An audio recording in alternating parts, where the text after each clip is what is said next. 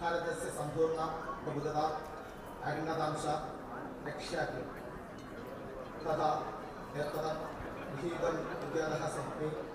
ഈ സത്യപ്രതിജ്ഞ കേട്ട് ചടങ്ങിനെത്തിയവരെല്ലാം അന്തം വിട്ടുനിന്നു. മലയാളത്തിൽ ചൊല്ലിക്കൊടുത്ത സത്യവാചകങ്ങളാണ് സംസ്കൃതത്തിലേക്ക് ഭാഷാന്തരം ചെയ്ത് BJP കൗൺസിലർ സത്യപ്രതിജ്ഞ ചെയ്തത്. മറ്റു ചില BJP കൗൺസിലർമാരാകട്ടെ സത്യവാചകം ചൊല്ലിയതിനു ശേഷം സ്വന്തം വകയായി മുദ്രാവാക്യങ്ങളും വിളിച്ചാണ് കളമൊഴിഞ്ഞത്. സത്യപ്രതിജ്ഞയ്ക്ക് പ്രത്യേക വാചകങ്ങളുണ്ട്. ഈ നിശ്ചിത വാചകങ്ങൾ മാത്രമേ സത്യപ്രതിജ്ഞാ ചടങ്ങിൽ ഏറ്റുചൊല്ലാവൂ, അല്ലെങ്കിൽ ചട്ടലംഘനമായി പരിഗണിക്കപ്പെടും. തിരുവനന്തപുരം കോർപ്പറേഷനിലെ സത്യപ്രതിജ്ഞാ ചടങ്ങിൽ BJP കൗൺസിലർമാർ ചട്ടലംഘനം നടത്തിയെന്നാരോപിച്ച് വി ശിവൻകുട്ടി MLA തെരഞ്ഞെടുപ്പ് കമ്മീഷന് പരാതിയും നൽകി. സത്യപ്രതിജ്ഞയ്ക്ക് വേണ്ടി നിശ്ചയിച്ചിട്ടുള്ള ഫോറത്ത് അതിൽ പറഞ്ഞിരിക്കുന്ന കാര്യങ്ങൾക്ക് വ്യത്യസ്തമായി അയാളുടെ വായി തോന്നുന്ന കാര്യങ്ങൾ വിളിച്ചു പറയുകയും അവിടെ നിന്ന് മുദ്രാവാക്യം വിളിക്കുകയും അത് നിയമവിരുദ്ധമാണ്.